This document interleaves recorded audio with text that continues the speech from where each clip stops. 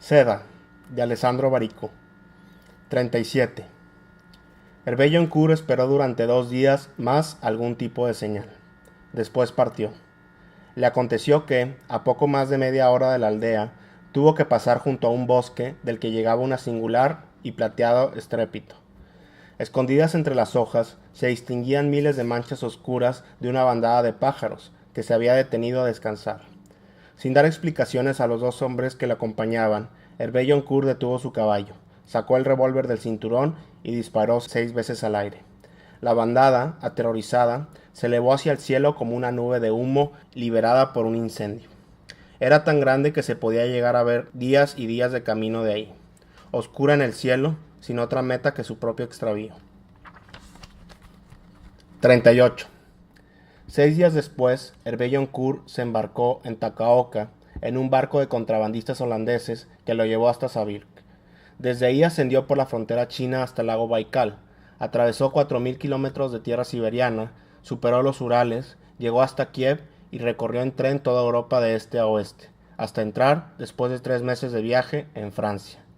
El primer domingo de abril, justo a tiempo para la misa mayor, llegó a las puertas de la Villedieu. Hizo detener la carroza y permaneció sentado durante unos minutos, inmóvil detrás de las cortinas echadas. Después descendió y continuó a pie, paso a paso, con un cansancio infinito. Valdevieux le preguntó si había visto la guerra. No la que yo esperaba, respondió. Por la noche entró en el lecho de Helene y la amó con tanta impaciencia que se asustó y no consiguió retener las lágrimas. Cuando él se dio cuenta, ella se esforzó por sonreírle. Es que soy muy feliz, le dijo en voz baja. 39. Hervé-Joncourt entregó los huevos a los criadores de gusanos de la Villedieu. Después, durante días, no volvió a aparecer por el pueblo, descuidando incluso la habitual y cotidiana visita al café de Verdun. A primeros de mayo, suscitando el estupor general, compró la casa abandonada de Jan Verbeck, aquel que dejó un día de hablar y no volvió a hablar hasta su muerte. Todos creyeron que pensaba instalar ahí su nuevo taller. Él ni siquiera empezó a vaciarla. Iba ahí de vez en cuando y permanecía solo en aquellas habitaciones, haciendo nadie sabía qué. Un día se llevó consigo a Valdevieux. ¿Tú sabes por qué Jean Verbeck dejó de hablar?, le preguntó. Es una de las muchas cosas que no dijo nunca. Habían pasado años, pero todavía estaban los cuadros colgados de las paredes y las ollas en los escurreplatos, al lado del fregadero. No era un espectáculo alegre, y Valdevieux, de haber sido por él, se habría marchado de buena gana. Pero Hervé-Joncourt seguía mirando fascinado aquellas paredes enmohecidas y muertas. Era evidente, buscaba algo ahí dentro. Tal vez sea que la vida a veces da tales vueltas que no queda ya absolutamente nada que decir, dijo. Nada de nada, para siempre. Valdevieux no estaba hecho para las conversaciones serias. Miraba fijamente la cama de Jan Verbeck. Quizá cualquiera habría enmudecido con una casa tan horrenda. Hervé-Joncourt siguió llevando durante días una vida retirada, dejándose ver poco en el pueblo y empleando su tiempo en trabajar en el proyecto del parque que antes o después construiría. Llenaba hojas y hojas de dibujos extraños, parecían máquinas. Una noche Helene le preguntó, ¿qué son? Es una pajarera. ¿Una pajarera? Sí. ¿Y para qué sirve? Hervé-Joncourt mantenía los ojos fijos en aquellos dibujos. Se llenan de pájaros, todos los que se pueda, y después, un día en el que suceda algo feliz, se abren sus puertas de par en par y se mira cómo vuelan libres. 40. A finales de julio, Hervé-Joncourt partió con su mujer hacia Niza. Se establecieron en una pequeña villa a orillas del mar. Así lo había querido Helene, convencida de que la serenidad de un refugio apartada conseguiría apaciguar el humor melancólico que parecía haberse apoderado de su marido. Tuvo la sagacidad, por otra parte, de hacerlo pasar por un capricho personal suyo, regalando al hombre que la amaba el placer de perdonárselo. Pasaron juntos 3 semanas de pequeña, intachable felicidad. Los días en que el calor aflojaba, alquilaban una carroza y se divertían descubriendo pueblos escondidos en las colinas, desde donde el fondo del mar parecía de papel de colores. De vez en cuando se dejaban caer por la ciudad para un concierto o un encuentro mundano. Una noche aceptaron la invitación de un varón italiano que celebraba su 60º cumpleaños con una solemne cena en el Hotel Sus. estaba en los postres cuando Hervé Joncourt levantó la vista hacia Helene. Estaba sentada al otro lado de la mesa, junto a un atractivo caballero inglés que curiosamente lucía en la solapa del chaqué una coronita de pequeñas flores azules. Hervé Joncourt le vio inclinarse hacia Helene y susurrarle algo al oído.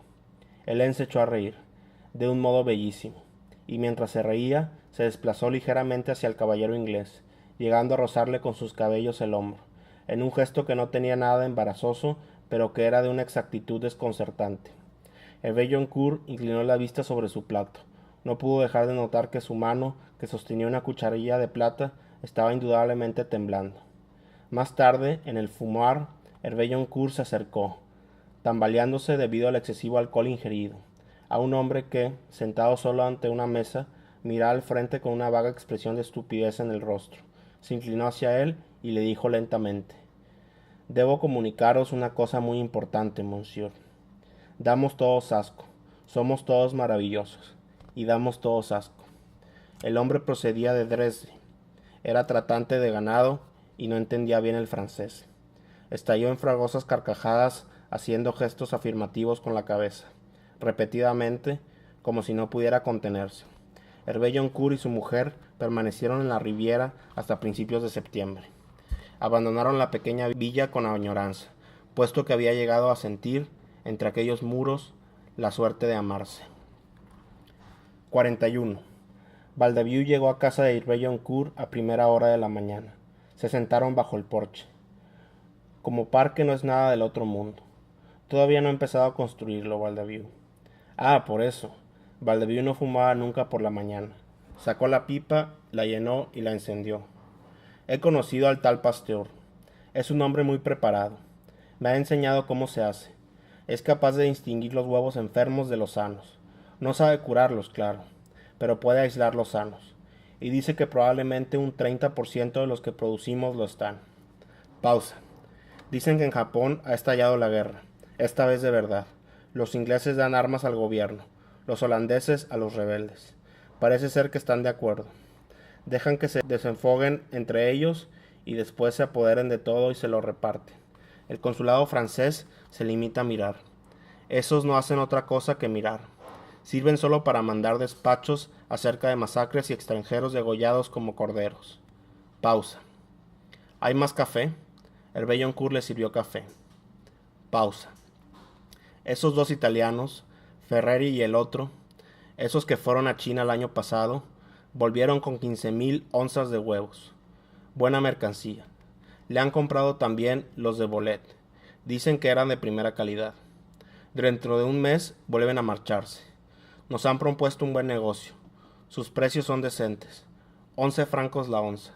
Todo cubierto por el seguro. Es gente seria. Cuenta con una organización a sus espaldas. Venden huevos a media Europa. Gente seria, te repito. Pausa. No lo sé, pero quizás lo consigamos. Con nuestros huevos, con el trabajo de Pasteur y además lo que podemos comprar a los dos italianos. Lo podríamos conseguir. En el pueblo los demás dicen que es una locura mandarte otra vez hasta ahí, con todo lo que cuesta. Dicen que es demasiado arriesgado y en este caso tienen razón. Las otras veces era distinto, pero ahora es difícil volver vivo de ahí. Pausa. La verdad es que ellos no quieren perder los huevos, y yo no quiero perderte a ti. Hervé Joncourt permaneció unos instantes con la mirada fija en el parque que no existía. Después hizo algo que no había hecho nunca. Yo voy a ir al Japón, Valdaviu, dijo. Voy a comprar esos huevos, y si es necesario, lo haré con mi dinero. Tú debes decidir únicamente si os lo venderé a vosotros o a cualquier otro. Valdaviu no se lo esperaba. Era como ver ganar al manco, en la última atacada, a 4 bandadas, una figura imposible. 42. Valdaviu comunicó a los creadores de la Belle-Dieu que Pasteur no era digno de confianza, que los dos italianos habían estafado ya media Europa, que en el Japón la guerra acabaría antes del invierno y que Santa Inés, en sueños, le había preguntado si no eran todos un rebaño de acongojados. A la única a quien no pudo mentirle fue a Helene. ¿De verdad es imprescindible que parta Valdaviu? No. ¿Y entonces por qué? Yo no puedo detenerlo, y si él quiere ir ahí, solo me queda darle una razón más para que vuelva. Todos los creadores de la Villedieu pagaron, aún de mala gana, su cuota para financiar la expedición. Hervé Joncourt inició los preparativos y a primeros de octubre estaba listo para partir. Helene, como todos los años, le ayudó, sin preguntar nada, y ocultándole todas sus inquietudes. Solo la última noche, tras haber apagado la lámpara, halló fuerzas para decirle: «Prométeme que volverás», con voz firme, sin dulzura. «Prométeme que volverás». En la oscuridad, Hervé Joncourt respondió: «Te lo prometo». 43. El 10 de octubre de 1864, Hervé Joncourt partió para su cuarto viaje al Japón. Cruzó la frontera cerca de Metz, atravesó Württemberg y Baviera, entró en Austria, llegó en tren a Viena y Budapest, para seguir después hasta Kiev. Recorrió a caballo 2000 kilómetros de estepa rusa, superó los Urales, entró en Siberia, viajó durante 40 días hasta llegar al lago Baikal, al que la gente del lugar llamaba El Santo. Descendió por el curso del río Amur, bordeando la frontera china hasta el océano, y cuando llegó al océano se detuvo en el puerto de Sabirk durante 8 días, hasta que un barco de contrabandistas holandeses lo llevó a Cabo Terella, en la costa oeste del Japón. A caballo, viajando por caminos, atravesó las provincias de Ishikawa, Toyama, Niigata y entró en la de Fukushima. Cuando llegó a Shirakawa, halló la ciudad semidestruida y una guarnición de soldados gubernamentales acampados entre las ruinas. Rodeó la ciudad por el lado oeste y aguardó en vano el emisario de Harakei. Al amanecer del sexto día, partió hacia las colinas, en dirección norte. Contaba con un par de mapas aproximativos y lo que quedaba de sus recuerdos. Vagó durante días, hasta reconocer un río, y después un bosque, y después un camino. Al final del camino encontró la aldea de Harakei, completamente quemada. Casas, árboles, todo. No quedaba nada, no quedaba un alma. Hervé Joncourt permaneció inmóvil, mirando aquel enorme brasero apagado. Tenía tras de sí un camino de 8000 kilómetros, y delante de sí la nada. De repente vio algo que creía invisible: el fin del mundo. 44. Hervé Joncourt permaneció durante horas entre las ruinas de la aldea. No era capaz de marcharse, aunque supiera que cada hora permanecida ahí podía significar el desastre para él y para toda la Villedieu. No tenía huevos de gusano, y aunque los hubiera encontrado, no le quedaba más que un par de meses para cruzar el mundo antes de que se abrieran, transformándose en un cúmulo de inútiles larvas. Un solo día de retraso podía significar el fin. Lo sabía, y sin embargo no era capaz de marcharse, de modo que permaneció ahí hasta que aconteció una cosa sorprendente e irracional. De la nada, de repente, apareció un chico, vestido con harapos. Caminaba con lentitud, mirando fijamente al extranjero con el miedo en los ojos. Hervé Joncourt no se movió. El chico dio algunos pasos más hacia adelante y se detuvo. Permanecieron así, contemplándose, a pocos metros unos del otro. Después el chico sacó algo debajo de sus harapos y, temblando de miedo, se acercó a Hervé Joncourt y se lo dio. Un guante. Hervé Joncourt recordó la orilla de un lago y un vestido anaranjado abandonado en el suelo, y las pequeñas olas que depositaban el agua en la orilla como enviadas ahí desde lejos. Cogió el guante y sonrió al chico. «Soy yo, el francés, el hombre de la seda, el francés. ¿Me entiendes? Soy yo». El chico dejó de temblar. «Francés». Tenía los ojos brillantes, pero sonreía. Comenzó a hablar velozmente, casi gritando, y a correr, haciendo gestos a Hervé Joncourt para que le siguiera. Desapareció por un sendero que penetraba en el bosque, en dirección a las montañas. Hervé Joncourt no se movió. Daba vueltas entre las manos a aquel guante como si fuera la única cosa que le hubiera quedado de un mundo desaparecido. Sabía que ya era demasiado tarde y que no le quedaba elección. Se levantó. Lentamente se acercó al caballo. Montó en la silla. Después hizo una cosa extraña. Apretó los talones contra el vientre del animal y partió, hacia el bosque, detrás del chico, más allá del fin del mundo. 45. Viajaron durante días, hacia el norte, por las montañas. Hervé Joncourt no sabía a dónde se dirigían, pero dejó que el chico le guiara, sin intentar preguntarle nada. Encontraron 2 aldeas. La gente se escondía en las casas, las mujeres escapaban corriendo. El chico se divertía como un loco gritándoles cosas incomprensibles. No tenía más de 14 años. Tocaba constantemente un pequeño instrumento de bambú, con el que reproducía el canto de todos los pájaros del mundo. Tenía el aspecto de estar haciendo la cosa más hermosa de su vida. Al quinto día llegaron a la cima de una colina. El chico señaló un punto delante de ellos, en el camino que descendía hacia el valle. Hervé Joncourt cogió el catalejo y lo que vio fue una especie de desfile. Hombres armados, mujeres y niños, carros, animales, una aldea entera en marcha. A caballo, vestido de negro, Hervé Joncourt vio a Harakei. Detrás de él se balanceaba un palanquín cubierto en sus 4 lados por telas de colores llamativos. 46. El chico descendió del caballo, dijo algo y se marchó corriendo. Antes de desaparecer entre los árboles, se dio la vuelta y por un momento permaneció ahí, buscando un ademán para decir que había sido un viaje bellísimo. Ha sido un viaje bellísimo, le gritó Hervé Joncourt. Durante todo el día, Hervé Joncourt siguió de lejos a la caravana. Cuando la vio detenerse para pasar la noche, continuó por el camino hasta que le salieron al encuentro 2 hombres armados que le cogieron el caballo y el equipaje y le condujeron a una tienda. Esperó largo rato. Después llegó Harakei. No hizo ningún gesto de saludo, ni siquiera se sentó. ¿Cómo habéis llegado hasta aquí, francés? Hervé Joncourt no contestó. Os he preguntado quién os has traído hasta aquí. Silencio. Aquí no hay nada para vos, solo hay guerra, y no es vuestra guerra. Marchaos. Hervé Joncourt sacó una pequeña bolsa de piel. La abrió y la vació en el suelo. Limaduras de oro. La guerra es un juego caro. Vos tenéis necesidad de mí, y yo tenéis necesidad de vos. Harakei no miró siquiera el oro disperso por el suelo. Se dio la vuelta y se marchó. 47. Hervé Joncourt pasó la noche en un extremo del campamento. Nadie le habló, nadie parecía verle. Todos dormían en el suelo junto a las hogueras. Solo había 2 tiendas. Junto a una de ellas, Hervé Joncourt vio el palanquín vacío.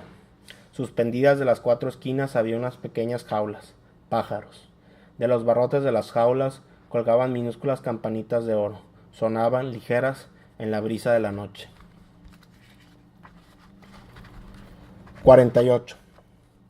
Cuando despertó, vio que en torno a él, a la aldea, estaba a punto de ponerse en marcha. Las tiendas ya no estaban. El palanquín permanecía todavía ahí, abierto. La gente subía a los carros, silenciosa. Se levantó y miró a su alrededor largo rato, pero los únicos ojos que se cruzaban con los suyos eran de sesgo oriental, y se inclinaban enseguida. Vio hombres armados y niños que no lloraban. Vio los rostros mudos que tiene la gente cuando es gente que huye, y vio un árbol al borde del camino, y colgando de una rama, ahorcado, al chico que le había conducido hasta ahí. Hervé Joncourt se acercó y durante unos instantes permaneció mirándola, como hipnotizado. Después desató la cuerda atada al árbol, recogió el cuerpo del chico, lo depositó en el suelo y se arrodilló a su lado. No conseguía apartar los ojos de aquel rostro. De este modo no vio que la aldea se ponía en marcha, sino que alcanzó a oír solamente como lejano el bullicio de aquella procesión que desfilaba rozándole por el camino. Ni siquiera levantó la vista cuando oyó la voz de Harakei a un paso de él, que decía: el Japón es un país antiguo, ¿sabéis? Sus leyes son antiguas. Dicen que hay 12 crímenes por lo que es lícito condenar a muerte a un hombre, y uno de ellos es llevar un mensaje de amor de la propia ama. Hervé Joncourt no apartó los ojos de aquel chico asesinado. No llevaba mensajes de amor consigo. Él era un mensaje de amor. Hervé Joncourt notó cómo algo le presionaba la cabeza y le obligaba a inclinarla hacia el suelo. Es un fusil, francés. No levantéis la vista, os lo ruego. Hervé Joncourt tardó en comprender.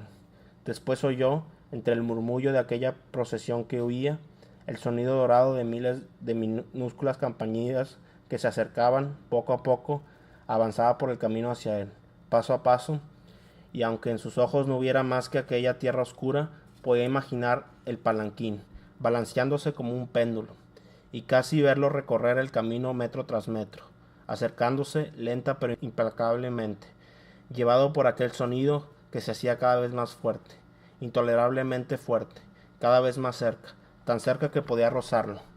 Un dorado estruendo, justo delante de él. Ahora sí, exactamente delante de él. En aquel momento aquella mujer, delante de él. Hervé-Joncourt levantó la cabeza. Telas maravillosas, seda, todas alrededor del palanquín.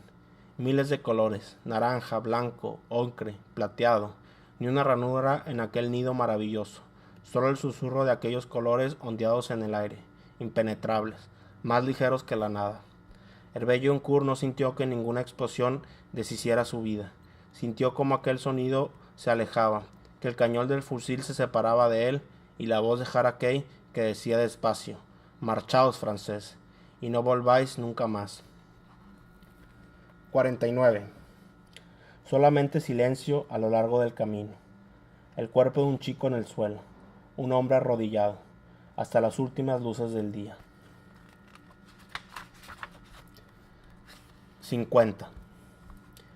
Hervé-Joncourt tardó 11 días en llegar hasta Yokohama. Sobornó a un funcionario japonés y se procuró 16 cartones de huevos de gusanos, provenientes del sur de la isla. Los envolvió en paños de seda y los selló en 4 cajas de madera redonda.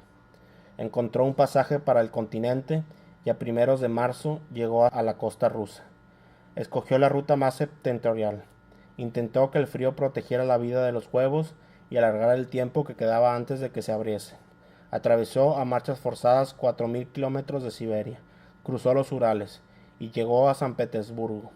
Compró a peso de oro quintales de hielo y los embarcó junto a los huevos en la bodega de un barco mercante que se dirigía a Hamburgo. Tardó 6 días en llegar. Descargó las 4 cajas de madera redondas y subió a un tren que se dirigía al sur. Tras 11 horas de viaje, justo a la salida de un pueblo que se llamaba Everfeld, el tren se detuvo para repostar agua. Hervé-Joncourt miró a su alrededor. El sol estival caía al plomo sobre los campos de trigo y sobre el mundo entero. Sentado frente a él había un comerciante ruso. Se había quitado los zapatos y se abanicaba con la última página de un periódico escrito en alemán. Hervé-Joncourt lo miró fijamente. Vio las manchas de sudor en su camisa y las gotas que le perlaban la frente y el cuello. El ruso dijo algo, riendo. Hervé-Joncourt le sonrió. Se levantó, cogió su equipaje y bajó del tren. Lo recorrió hasta el último vagón, un furgón de mercancías que transportaba, conservados en el hielo, pescado y carne. De él caía agua como un cubo acribillado por miles de proyectiles. Abrió la portezuela, subió al vagón y recogió, una tras otra, sus cajas de madera redonda. Las sacó fuera y las depositó en el suelo, al lado del andén. Después cerró la portezuela y esperó. Cuando el tren estuvo listo para partir, le gritaron que se diera prisa y subiera. Él respondió sacudiendo la cabeza y esbozando un gesto de despedida. Vio cómo se alejaban del tren y a continuación desaparecían. Esperó hasta que no se oyó más el mínimo rumor.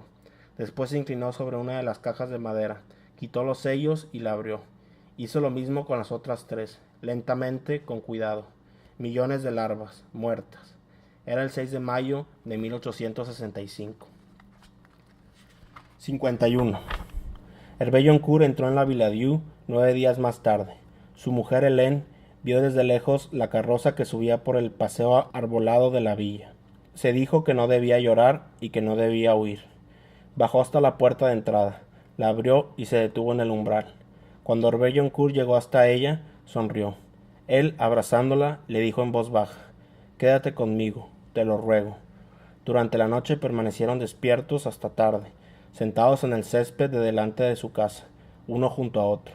Hélène le habló de la Villadieu y de todos aquellos meses pasados esperándole, y de los últimos días horribles.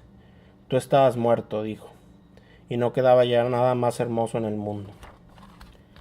52. En las granjas en la Villadieu, la gente miraba las moreras cargadas de flores y veía su propia ruina. Valdevieux había encontrado algunas partidas de huevos, pero las larvas morían apenas salían a la luz. La tosca seda que se consiguió extraer de las pocas supervivientes apenas llegaba para dar trabajo a 2 de las 7 hilanderías del pueblo. «¿Tienes alguna idea?», preguntó Valdevieux. «Una», respondió Hervé-Joncourt. Al día siguiente comunicó que quería construir, durante aquellos meses de verano, el parque de su villa. Contrató a hombres y mujeres del pueblo a decenas. Desbocaron la colina y redondearon su perfil. haciéndose más suave la pendiente que conducía al valle. Con árboles y setos diseñaron en la tierra laberintos leves y transparentes. Con flores de todas clases construyeron jardines que se abrían como claros, por sorpresa, en el corazón de pequeños bosques de abedules. Trajeron el agua desde el río y la hicieron descender, de fuente en fuente, hasta el extremo occidental del parque, donde se recogía un pequeño lago, rodeado de prados. Al sur, en medio de los limoneros y los olivos, construyeron una gran pajarera de madera y hierro. Parecía un bordado suspendido en el aire. Trabajaron durante 4 meses. A finales de septiembre el parque estaba listo. Nadie en la Villedieu había visto nunca nada semejante. Se decía que Bellioncourt se había gastado todo su capital. Se decía también que había vuelto distinto, enfermo quizá, del Japón. Se decía que había vendido los huevos a los italianos y ahora poseía un patrimonio en oro que le estaba aguardando en los bancos de París. Se decía que no hubiera sido por el parque habrían muerto de hambre aquel año. Se decía que era un estafador. Se decía que era un santo. Había quien decía, tiene algo dentro, una suerte de infelicidad.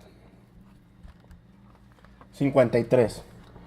Lo único que Bellioncourt dijo de su viaje fue que los huevos se habían abierto en un puente cercano a Colonia y que su pueblo se llamaba Elberfeld.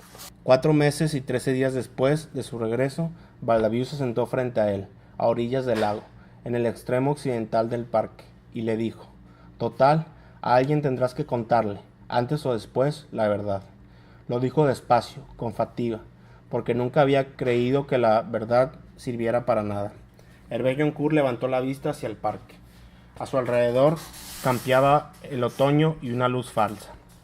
La primera vez que vi a Jaraquey llevaba una túnica oscura. Estaba sentado con las piernas cruzadas, inmóvil, a un lado de la habitación. Reclinada junto a él, con la cabeza apoyada de su regazo, había una mujer. Sus ojos no tenían sesgo oriental, y su rostro era el rostro de una muchacha. Valdaviu siguió escuchando en silencio, hasta el final, hasta el tren de Elberfeld. No pensaba en nada, escuchaba. Le hizo daño oír, al final, como Bellioncourt decía en voz baja. Ni siquiera llegué a oír nunca su voz. Y al cabo de un momento, es un dolor extraño, en voz baja. Morir de nostalgia por algo que no vivirás nunca. Recorrieron el parque caminando uno junto al otro. Lo único que Valdaviu dijo fue, pero, ¿por qué diablos hace este maldito frío? Dijo una vez. 54. A principios del nuevo año, 1866, el Japón declaró oficialmente lícita la exportación de huevos de gusanos de seda. En el decenio siguiente, Francia solo llegaría a importar huevos japoneses por valor de 10 millones de francos. A partir de 1869, por los demás, con la apertura del canal de Suez, llegar al Japón no comportaría más de 20 días de viaje, y volver poco menos de 20. La seda artificial sería patentada en 1884 por un francés que se llamaba Chardonnet. 55. 6 meses después de su regreso a la Villedieu, Bellioncourt recibió por correo un sobre color mostaza. Cuando lo abrió, halló 7 hojas de papel cubiertas por una densa y geométrica escritura, tinta negra y ideogramas japoneses. Aparte del nombre y la dirección, en el sobre no había una sola palabra escrita en caracteres occidentales. Por los sellos, la carta parecía provenir de Ostende. Bellioncourt la hojeó y la observó largo rato. Parecía un catálogo de huellas de pequeños pájaros, compilado con meticulosa locura. Era sorprendente pensar que, por el contrario, eran signos, es decir, cenizas de una voz quemada. 56. Durante días y días, Bellioncourt llevó la carta consigo, doblada por la mitad, metida en el bolsillo. Si se cambiaba de traje, la traspasaba al nuevo. No la abría nunca para mirarla. De vez en cuando la sostenía en la mano, mientras hablaba con un parcero o esperaba que llegara la hora de cenar sentado en la galería.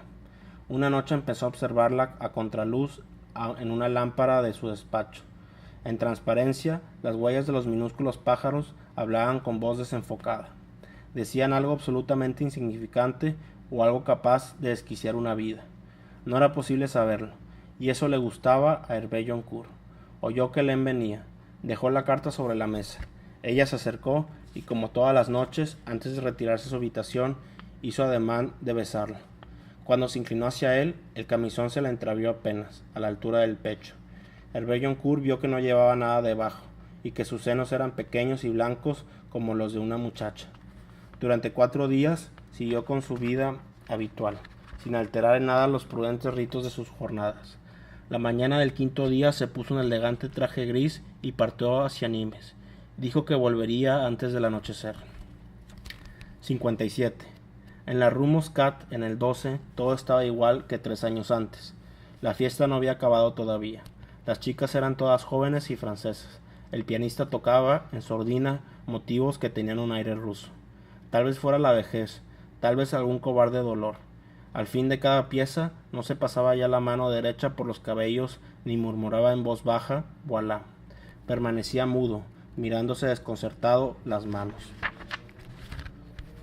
58. Madame Blanche le recibió sin decir una palabra. El cabello negro reluciente, el rostro oriental perfecto. Pequeñas flores azules en los dedos, como si fueran anillos. Un vestido largo blanco, casi transparente, los pies desnudos. El Bellicourt se sentó frente a ella. Sacó de un bolsillo la carta. ¿Os acordéis de mí? Madame Blanche asintió con un milimétrico gesto de la cabeza. Os necesito otra vez.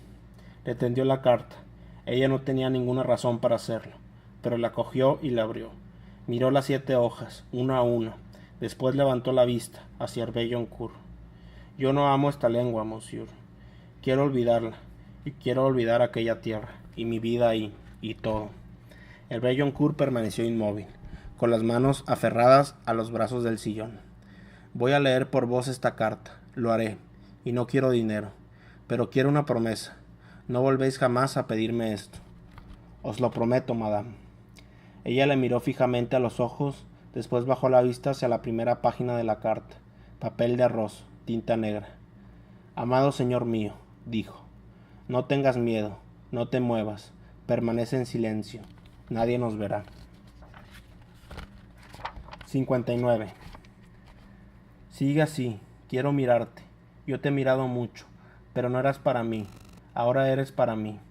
No te acerques, te lo ruego, quédate donde estás, tenemos una noche para nosotros, y yo quiero mirarte, nunca te he visto así, tu cuerpo para mí, tu piel, cierra los ojos y acaríciate, te lo ruego, dijo Madame Blanche. El Bellicourt escuchaba.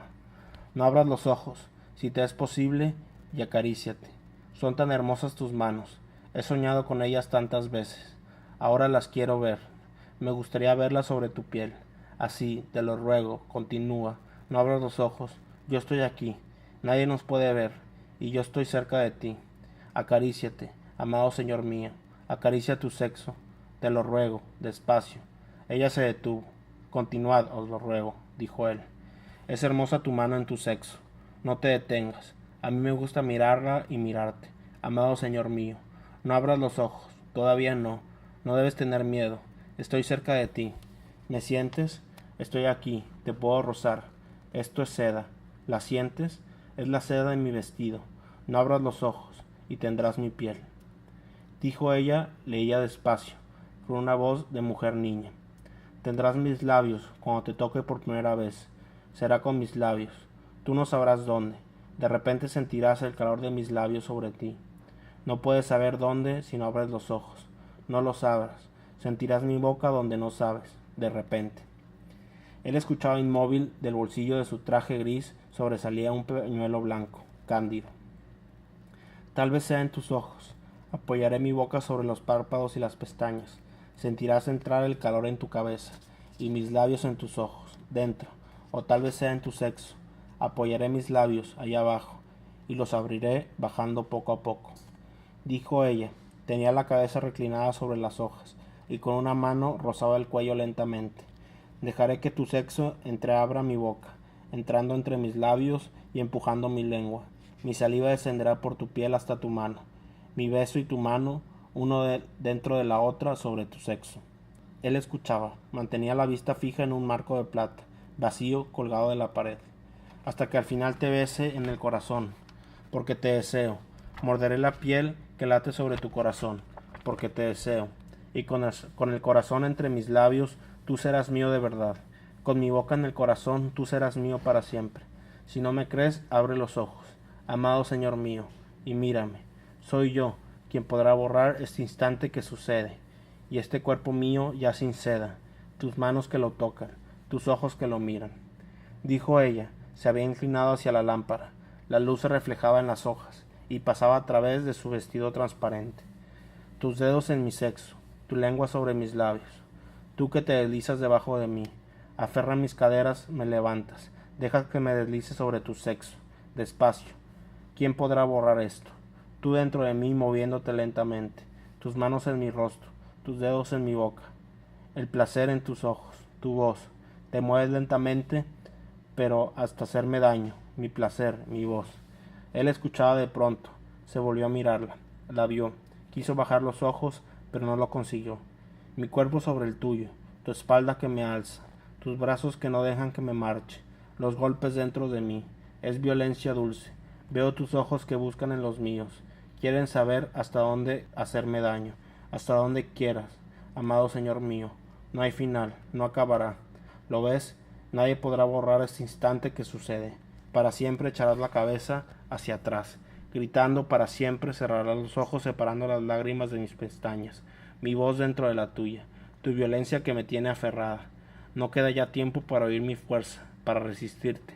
Tenía que ser este instante, y este instante es, créeme, amado Señor mío, este instante existirá de ahora en adelante, existirá hasta el final. Dijo ella con un hilo de voz, después se detuvo.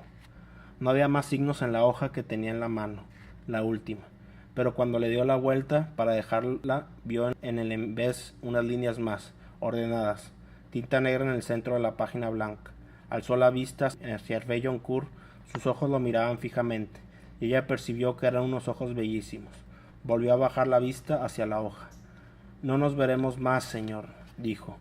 Lo que era para nosotros lo hemos hecho, y vos lo sabéis. Creedme, lo hemos hecho para siempre. Preservad vuestra vida resguardada de mí, y no dudes un instante, si fuese útil para vuestra felicidad, en olvidar a esta mujer que ahora os dice, sin añoranza, adiós. Permaneció unos instantes mirando la hoja, después la colocó sobre las demás, a su lado, sobre una mesita de madera clara. Hervé Joncourt no se movió, solo giró la cabeza y bajó la mirada. Se encontró mirando fijamente la raya de los pantalones, apenas esbozada, pero perfecta, en la pierna derecha, desde la ingle de la rodilla, imperturbable. Madame Blanche se levantó, se inclinó sobre la lámpara y la apagó. En la habitación quedó la escasa luz que desde el salón, a través de la ventana, llegaba hasta ahí. Se acercó a Hervé Joncourt, se quitó el dedo un anillo de diminutas flores azules y lo dejó junto a él. Después cruzó la habitación, abrió una pequeña puerta pintada, camuflada en la pared, y desapareció, dejándola entreabierta tras de sí. Hervé Joncourt permaneció largo rato en aquella extraña luz, donde vueltas entre los dedos a un anillo de minúsculas flores azules. Del salón llegaban las notas de un piano cansado, disolvían el tiempo que ya casi no se reconocía. Al final se levantó, se acercó a la mesita de madera clara, recogió las 7 hojas de papel de arroz, cruzó la habitación, pasó sin darse la vuelta ante la pequeña puerta entreabierta y se marchó. 60. Hervé Joncourt pasó los años que siguieron, escogiendo para sí la vida límpida de un hombre ya sin necesidades. Sus días transcurrían bajo la tutela de una mesurada emoción. En la Villadieu la gente volvió a admirarle, porque en él les parecía advertir un modo exacto de estar en el mundo. Decían que era así también de joven, antes del Japón. Con su mujer Hélène tomó la costumbre de realizar cada año un pequeño viaje. Vieron Nápoles, Roma, Madrid, Múnich, Londres. Un año llegaron hasta Praga, donde todo parecía teatro. Viajaban sin fechas y sin programas. Todo les sorprendía, en secreto, incluso su propia felicidad. Cuando sentían nostalgia del silencio, volvían a la Villadieu. Si se lo hubiera preguntado, Hervé Joncourt habrían respondido que vivirían así para siempre. Tenía consigo la indestructible calma de los hombres que se sienten en su lugar. De vez en cuando, en los días de viento, bajaban a través del parque hasta el lago, y permanecía ahí durante horas, en la orilla. Como en la superficie del agua se agitaba, formando figuras imprevisibles que brillaban sin orden en todas direcciones. El viento era uno solo, pero sobre aquel espejo de agua parecían miles que le soplaban. De todas partes un espectáculo, leve e inexplicable. De vez en cuando, en los días de viento, el Belloncourt bajaba hasta el lago y pasaba horas mirándolo, puesto que, dibujado en el agua, le parecía ver inexplicable espectáculo, leve, que había sido su vida. 61. El 16 de junio de 1871, en la trastienda del Café de Verdún, poco antes del mediodía, el manco acertó un golpe a 4 bandas imposible, con efecto de retorno. Valdevieux permaneció inclinado sobre la mesa, con una mano detrás de la espalda, la otra aferrada al taco, incrédulo. Pero bueno, se levantó, dejó el taco y salió sin despedirse. 3 días más tarde partió. Regaló sus 2 hilanderías a Hervé Joncourt. No quiero saber nada más de la seda, Valdevieux. Véndelas, idiota. Nadie consiguió sacarle a dónde diablos tenía previsto ir. ¿Y hacer qué? Tampoco. Se limitó a decir algo sobre Santa Inés que nadie entendió bien. La mañana en que partió, Hervé Joncourt lo acompañó, junto con Helene, hasta la estación de Tres de Avignon. Llevaba consigo una sola maleta, y esto también era relativamente inexplicable. Cuando vio el tren parado en el andén, depositó la maleta en el suelo. Una vez conocí uno que se había hecho construir una vía de ferrocarril solo para él, dijo. Y lo mejor es que se le había hecho construir toda recta, centenares de kilómetros sin una curva. Había incluso un porqué, pero no lo recuerdo. Nunca se recuerdan los porqués. En fin, adiós. No estaba hecho para las conversaciones serias, y un adiós es una conversación seria. Le vieron alejarse, a él y su maleta, para siempre. Entonces Helene hizo algo extraño. Se separó de Hervé Joncourt y corrió tras él hasta alcanzarle, y le abrazó fuerte. Y mientras le abrazaba, rompía a llorar. No lloraba nunca, Helene. Hervé Joncourt vendió a un precio ridículo las 2 hilanderías a Michael Lariot, un buen hombre que durante 20 años había jugado al dominó, cada sábado por la noche con Valdevieux, perdiendo siempre con granática coherencia. Tenía 3 hijas. Las 2 primeras se llamaban Florence y Silvia, pero la tercera, Inés. 62. 3 años después, en el invierno de 1874, Helene enfermó de unas fiebres cerebrales que ningún médico consiguió explicar ni curar. Murió a principios de marzo, un día en que llovía. A acompañarla, en silencio, por la alameda del cementerio, acudió toda la Villedieu, porque era una mujer impasible, que no había sembrado dolor. Hervé Joncourt hizo esculpir sobre su tumba una sola palabra, Hélas. Dio las gracias a todos. Dijo 1000 veces que no necesitaba nada y volvió a su casa. Jamás ésta le había parecido tan grande, y jamás tan ilógico su destino. Puesto que la desesperación era un exceso que no le pertenecía, se volvió hacia lo que había quedado de su vida y empezó de nuevo a ocuparse de ello, con la inquebrantable tenacidad de un jardinero en su trabajo la mañana siguiente a una tempestad. 63.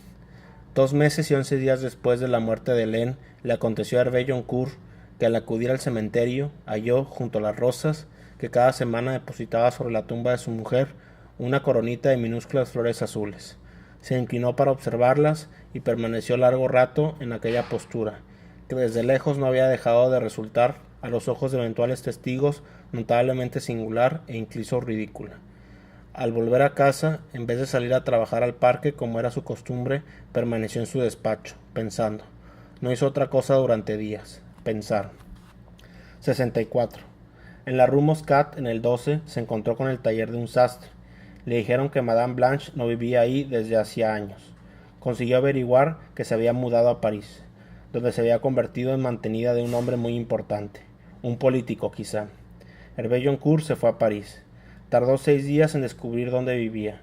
Le envió una nota, rogándolo que lo recibiera. Ella le respondió que le esperaba a las 4 del día siguiente. Con puntualidad, él subió al segundo piso de un elegante edificio en el Boulevard de Capucines. Le abrió la puerta una camarera. Lo condujo al salón y le rogó que se acomodara. Madame Blanche apareció vestida con un traje muy elegante y muy francés. Llevaba el pelo suelto sobre los hombros, como exigía la moda parisina. No llevaba anillos de flores azules en los dedos. Se sentó enfrente de Hervé Joncourt sin decir una palabra, y se quedó esperando. Él la miró a los ojos, pero como habría podido hacerlo un niño. Aquella carta la escribiste vos, ¿verdad? Dijo. Helene, os pido que la escribieras y vos lo hicisteis. Madame Blanche permaneció inmóvil, sin bajar la vista, sin revelar el mínimo estupor. Después lo que dijo fue: no fui yo quien la escribió. Silencio. Aquella carta la escribió Helene. Silencio. La traía ya escrita cuando vino a verme. Me pidió que la copiara en japonés, y yo lo hice. Esa es la verdad. Hervé Joncourt comprendió en aquel instante que continuaría oyendo aquellas palabras durante el resto de su vida. Se levantó, pero permaneció quieto, en pie, como si hubiera olvidado de repente a dónde iba. Le llegó como de lejos la voz de Madame Blanche. Quiso incluso leérmela, aquella carta. Tenía una voz muy hermosa, y leía aquellas palabras con una emoción que no he conseguido olvidar. Era como si fueran de verdad suyas. Hervé Joncourt estaba cruzado la habitación con pasos lentísimos. ¿Sabes, monsieur? Yo creo que ella hubiese deseado, más que cualquier otra cosa, ser aquella mujer. Vos no podés comprenderlo.